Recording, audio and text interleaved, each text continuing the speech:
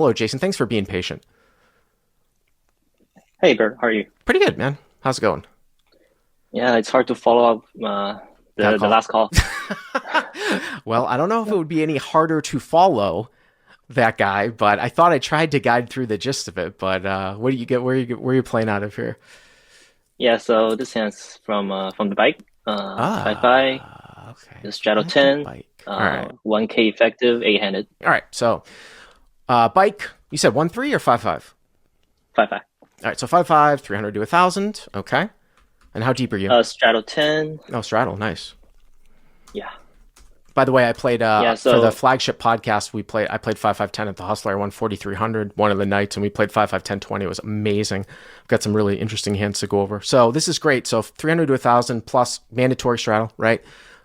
Which means that maybe the stacks might be a little bit shallow unless you've started. Everyone sort of built a stack. yep. Okay. So this game just started. Going to pre-flop, fold to me on MP +1 with ace queen heart. Okay. I open 45, which is around the opening size on this table.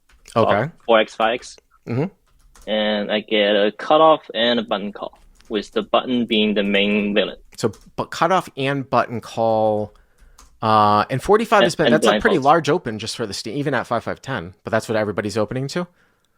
Yeah. How deep were you guys, by the way? For me, I have 1K. There's some 2K stack on. Okay, so you're not that deep, but you're like sort of 100 big blindish deep, and you're using 4.5x open size. So, which I'm not saying that that's necessarily wrong. Like if the table is super splashy, I always say that you probably should be sizing up for value just to get max value. It just can lead to some shallow SPRs post flop. So you go 45 from +1 and cut off and button call. Okay, so 135. Yeah. Okay. So come to flop with multi-handed. Mm-hmm. Flop is five of hearts, Mm-hmm. eight of spades, Mm-hmm. nine of hearts. 5 is heart, 8 of spades, 9 of hearts here with ace queen. So you've got the nut flush draw, but it is sort of a low connected type of board here. So I think Yeah, that you could very go. bad board. Yeah. Yeah, I mean, you could go a couple of different ways here. I don't think that there's that. At the low stakes when people don't really attack the board all that much and they play off of their hands. I mean, this is straight out of small stakes exploits, but I always talk about betting a larger volume of hands that are over pairs on boards that don't favor us. I think you can kind of look at it kind of similar here in this particular spot. If you're playing against tough players and you're sort of in a higher stakes game, this is probably a good spot to check, I would say, against two people. Like, I think you would see a lot of people on this board in that $1 million game, the way that game was going, check the nut flush draw for some deception and just sort of with respect to the board. In this particular game, I obviously don't have a problem with betting. The only issue here is that you're building a pot up if you bet, and if you get raised, it can get really strange because you're not that deep. So because you're not that deep, and if a raise represents 2 pair plus, it's probably not a good situation for you because you're not that deep, if you follow what I'm saying. Yeah. So I'm kind of going to this hand with the mindset of kind of, bet fold, probably on the turn. Well, you can't bet fold the flop, But like unless somebody jams right, on you. That's what I mean. exactly. Yeah. Yeah. So, but I lead out with 100 into two people. That's Wow. about two-thirds of the pot. Well, this is a problem though, Jason, because if you lead for 100 and a guy goes like 500 and you're committed, that's what I'm saying. Like, I mean, so you're bet 100 here. And the other problem I think with betting kind of on the large side on a board like this is that I don't know if you're still going to get even the guy closing the action. I mean, you could leverage like somebody in the middle, but I still don't know betting 100, like if anyone's ever folding out any pair here. I mean, maybe you get like a small pocket pair to fold like deuces and threes, but you can still get that same fold by betting like 45 or something like that. Because, and also too, like 8x and 5x and stuff with like pairs plus straight draws, 9x. So I'm not sure about this sizing, but okay, so you go 100. Hero bets 100. Yeah, agree with the sizing that looking back, the sizing might be too big. But what's surprising is that both cutoff and button called. So cut off and button call. And Yeah. So very interesting. So now you're at 435 and it looks like you've got like 850 left or something, right? Yeah. Effective. Going to the turn. Yeah. Still two people with a relatively big pot at this point. Turn is a five of diamond. Five of diamonds. Yeah. So Okay. pair the board. At this point, I feel like there's got to be a pair there, and with my flop sizing on the turn, I'm probably just gonna barrel again just to represent overpair at this point. You mean just to represent an overpair and then just bet across like a blank at the end, you mean? Like a disconnected overcard at the end, like a jack plus or something like that? Yeah, that's my initial thought at the turn. But I guess it kind of changed in the later Well, spot. We can talk about that later. Yeah. I don't think it's. I think a five is probably a decent card for you. Here's the thing about a five, as opposed to an eight or a nine too.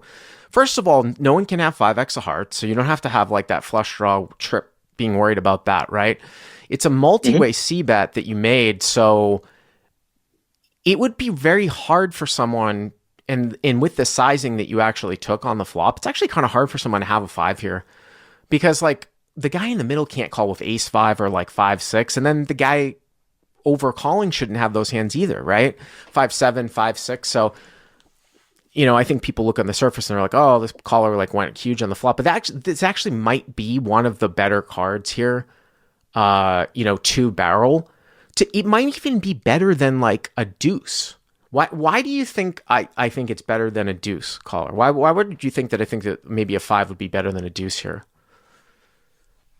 Reduce the chance they have a fight. Well, sure, it reduces the chance they have a five, but if they have a five, it's trips. But why else? Oh, but also that if I have an overpair, I can represent overpair to be a9. You're sort of on the right track. If the turn's a deuce, right, and someone has like 7-8, okay, if you have an overpair, right, they still have outs to two pair, right? Like if a seven were to come, plus their straight draw, right? Right. Now, if a five comes and they have 8-7, their hand value has gone down, right? Because the seven's no longer good for them. So that's why I say, like, if we can sort of discount someone having actually a five, that this is somewhat better. I know some of the live chat saying 5-6 and 5-7, but again, the caller bet that flop for 100. Who is gonna have 5-6 and? I would agree with you guys in the live chat if one person called post flop, but in this unique situation, is someone calling with a guy behind them with 5-6, 5-7 for 100 on this flop, and then is the guy who's behind the middle caller over calling with 5-6, 5-7 on 5-8-9. 100%, it would be much different if it was heads up. But I actually think in this unique scenario with the sizing the guy used, I would be surprised to have somebody have a five here. So what did you do? Right. So also on the turn, if they have a five, I'll probably get raised on the turn and probably fold at that point. But again, so I bet 200, cut off fold and button call.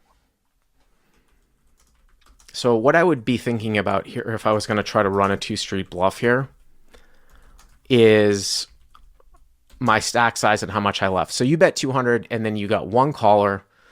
So now the pot is 835. You started this street with 850. So now you have 650 left. Because the problem is if you go any larger, then you don't leave yourself with enough for any type of fold equity sort of on the turn. So I think this is probably the maximum that you can go here to sort of leave yourself with 2/3, maybe 175 to 200. So caller goes 200 here on the turn, cutoff fold and button calls. And now we're at 835. And the caller, I think it's 745. Wasn't it So flop 140, turn 340, and river 740. You bet 100 on the flop and you said both guys called, right? Correct. So right. You're right. 435, 835. So you've put in you got 650 left ish, something like that. Right? 650. Yeah. Okay. So what's the river here? River is a 5. A 5. Yeah. So we have 3 5s on the board. So 9, 8, 5 with 2 hearts. Turn is a 5. And now the river is a 5. Another 5. Okay. So this is very, very interesting here because the problem sometimes with this is a old school thought. I'm going to give you an old school thought called the Zebo theorem. The Zebo theorem says that no one folds a full house. So nobody folds a full house. So you don't want to try to bluff somebody off of a full house. Okay. Now, I would much, much rather like a bluff here if your hand was like Queen Jack of Hearts instead of like Ace Queen. Why would I like a bluff here if your hand was like Queen Jack of Hearts or like Jack 10 instead of Ace Queen? So it reduces the chance. I mean, basically eliminates the chance that they have a ace high flush draw. If you have Jack 10 or Queen Jack, you're going to lose to some busted draws, right? Right? If let's say you were trying to like run this, like I have an overpair, I've got Queen Jack. Let's say you had Queen Jack with a backdoor, like Queen Jack of spades, so you don't like bluff the, you don't block the front end one. And then we had the same thought process. You're like, all right, well, I'm going to continue to barrel here on turn with my gutter because I don't think anyone has a 5. And now the river's a 5, right? Well, you can't check and like allow King Jack of Hearts or King 10 of Hearts to win, right? So you're going to lose to King Jack. You can't win with Queen Jack, right? But here with Ace Queen, now I know you have the front door heart draw, but you do have a sliver of showdown value. So if you have a sliver of showdown value where you can actually beat some busted draws, I might even consider check calling here. So this is what's going to happen if you check. If you check and it checks behind, you're either going to win or you're going to lose. You're going to lose sometimes to a 9 or you're going to lose to sometimes to an 8, right? Sometimes if it goes check, check, you win against a busted draw. But if you're never going to get a pair to fold here, then that's sort of what I'm thinking about here with some ace high. So I'd almost rather take the hands that have no showdown value and try to run this bluff as opposed to ones that might have a sliver of showdown value if I somehow think that the frequency of somebody folding a pair here is very, very low. So, and people are saying, Nick says check fold. Actually, I gotta be honest with you. I'd be very interested if I checked here and the guy bet. I'd be actually apt to check call here. I'd be very, very interested here if the guy like moved all in. But I don't think that's gonna. I mean, to the point where I very well might call. Like I said, I think it's gonna go check, check a lot, and the caller's gonna lose. And because the reason why I say that is, what is betting here from the button's perspective on the river? The hands that are like sort of come into this pre-flop thing that would bet easily would be like top full houses, like 8s full and 9s full. But the guy would have had to overcall the flop in that manner too when it went bet call. I find that unlikely. And I don't think 9x is betting or 10s is betting all in here. It's just going to check it back. It's the bite game. So that's kind of what my thought process is here. What did you end up doing? Yeah, I totally follow the logic that you have here. And that's exactly when thinking that I was pretty sure I was beat at that point because the same player folded ace queen offsuit to a 3-bet earlier and showed the card. So I feel like he has to have 8 of a 9 here, and I'm probably just gonna give up at this point. So I check back. So you checked, okay? Yeah, and after I check back, he shoved. So he shoved. Yes. So hero checks, and I did not know this was going to happen, and the button shoves. Yeah, and that's made me really interesting. I got to tell you, thinking. Yeah, I mean, I can see calling here some of the time. Now I know, like I said, you've got the nut flush draw, which is probably not the best for you, in the sense that it just kind of cuts down on his front door heart combos here. But I just don't ever see like an 8 or a 9 betting here 2/3 all in, which is really, really strange. It's kind of strange. And then even like a counterfeited 6-7 here, I just see so many people check that back. I go back, like I said, I did not know that this was going to happen. I kind of go back to what I had said. We're trying to do this as much logically as possible. I do find it maybe a little bit odd or a little bit curious that pocket 8s or pocket 9s here would overcall the flop only. I think that on this wet board, pocket 8s and pocket 9s are going to be doing a lot of raising on the flop. So if you take most of the 8s and 9s combos out, and then remember, it was open call and this guy overcalled, what's this guy betting here at the end? Yeah, exactly. I mean, if he has a file, I'll probably find out about it, way before this. And the only hand that I can see, value betting me at this point, with shoving is has to be pocket eight or pocket nine, or once in a while maybe pocket ten or jack, but very unlikely. I don't think so. So I just I mean, that's my experience. Someone saying pocket fours. Um, I mean, I tend to doubt it, but I think maybe once in a while there is something to be said that you might actually accidentally lose to a bluff. Maybe once in a while, though I think that a lot of those hands take showdown value here too behind. But I would get very, very curious here. It looks like the pot's maybe like 1400, like whatever, 650 for you to call, something like that, right? Something like that. 60-55, yeah. Yeah. So what did you Yeah, do? about a pot shot. What did you do? Yeah, I tanked. I really wanted to call at that point, but his image that he built up from the earlier game, and also, the fact that I just can't believe he was shove at the point. Mm-hmm. I felt reluctantly, Okay. and he showed king four heart. Oh no, Jason. Yeah, I'm getting really good at this show because I swear, like I said, not to toot my own horn, but sometimes I know these results, but I didn't know anything about this call whatsoever. Right? You told me nothing about this call. You didn't tell me the result, and yeah, that's man. That sucks. Yeah, yeah. that's why I would get really curious. That's why I get, and again, like if you're trying to grasp on hand reading type of stuff, I would again go back to the fact that I think if it's heads up, it's entirely everyone in the live chat.